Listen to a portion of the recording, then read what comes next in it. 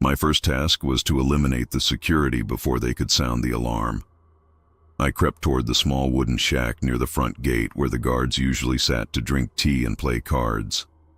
Through the frosted window, I could see 3 men inside.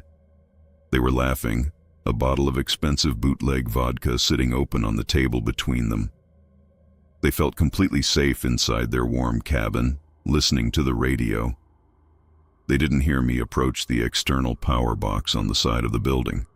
I used my heavy iron crowbar to rip open the metal box, exposing the thick electrical cables that fed power to the entire dacha. With one swift, heavy cut of my insulated wire cutters, I severed the main line. Instantly, the compound was plunged into a suffocating, absolute pitch blackness. The loud hum of the electric heater died, and the bright floodlights vanished, leaving only the dark, screaming voice of the blizzard. Inside the shack, the laughter stopped instantly. I heard the muffled curses of the thugs as they scrambled in the dark, looking for flashlights or matches. The heavy wooden door swung open, and the first guard stepped out into the freezing night, holding a weak electric torch that barely cut through the falling snow. "Hey, Vasya!" he shouted into the wind, his voice shaking slightly from the sudden cold. "Check the generator. The damn lines must have frozen over again." He never got an answer. I stepped out from behind the corner of the building, my combat knife already moving in a swift, silent arc. The cold steel slid through his heavy winter collar, cutting off his breath before he could make a single sound.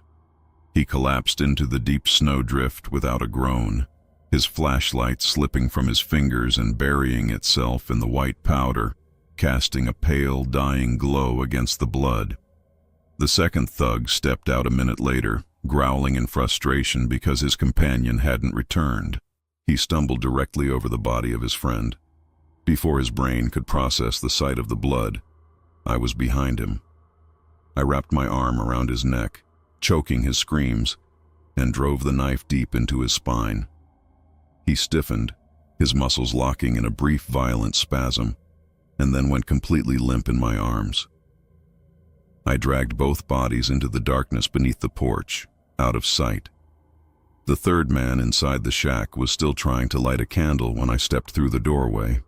The last thing he saw in this world was the scarred face of a ghost appearing out of the blackness before the heavy steel butt of my infantry rifle shattered his skull.